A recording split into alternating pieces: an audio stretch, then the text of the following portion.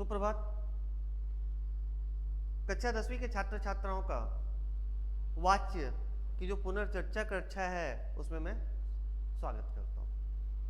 इस विषय पे पूर्व में हम लोगों ने चर्चा कर ली है, लेकिन चूंकि मैं फिर से जो विषय हो सकता है कि आप में से किसी छात्रों का मिस हो गया हो या छात्राओं का मिस हो गया हो, इसलिए मैंने क्या किया, व्याकरण से संबंधित जो भी पाठ पूर्व में पढ़ाए जा चुके हैं मैं उन पर पुनर्चर्चा कर दे रहा हूँ। इस क्रम में वाक्य और रचना के आधार पर जो वाक्य के भेद हैं और पद परिचय पर चर्चा पूर्व में हो चुकी है।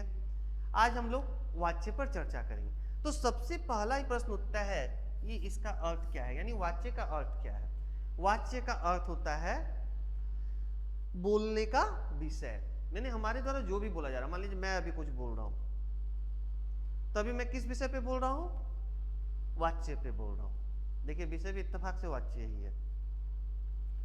तो मेरे द्वारा जो भी बोला जा रहा है तो उसे क्या होता है, जो बोलने का विषय है इसका संबंधी है वाच्य से। अब इसकी एक परिभाषा कर दी गई है कि क्रिया के जिस रूपांतरण से यह जाना जाता है कि क्रिया द्वारा किए गए विधान, माने क्रिया के द्वारा जो भी विधान किया जा रहा है, यानी जो भी बात कही जा रही है उसका जो है विषय क्या है। माने क्रिया के द्वारा जो भी बात कही जा रही है उसका विषय क्या है। माने वो कर्ता को इंगित करता है, कर्म को इंगित करता है या भाव को इंगित करता है। यानी क्रिया जिस तरफ इशारा कर देता है उसी तरफ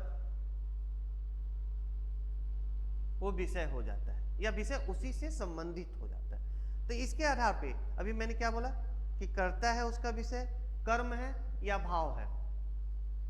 तो जैसे ही मैं बातें कर रहा हूं यहीं पर तीन देखिए भेद आपको मिल गए वाच्य के। क्या एक मिल गया कर्तृवाची, मात्रा पे ध्यान दीजिएगा आप लोग। दूसरा हो गया क्या, कर्मवाच्य।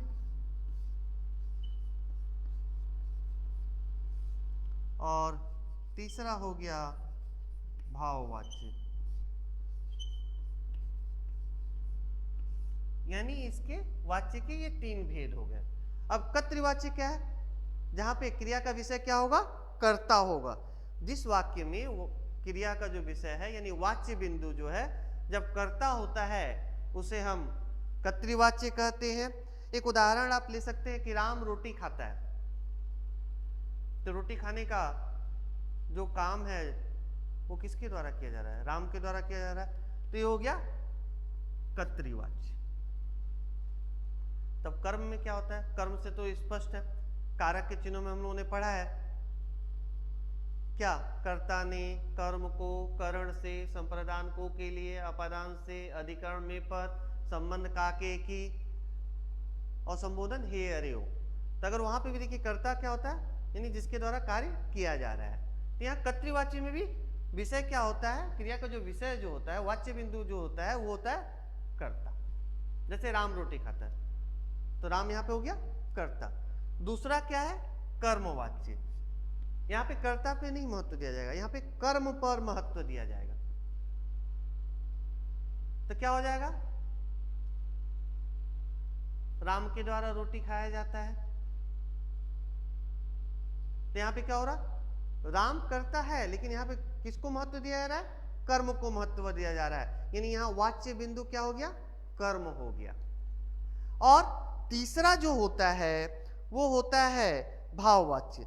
यहाँ पे न तो कर्ता केंद्र में रहता है, वाच्य बिंदु रहता है, और न ही कर्म रहता है। यहाँ पर क्या हो जाता है, भाव हो जाता है। अब यहाँ पे प्रश्न उठता है कि ये भाव है क्या। तो भाव का सामान्यतः जो संबंध होता है उसकी स्थिति या अवस्था से होता है।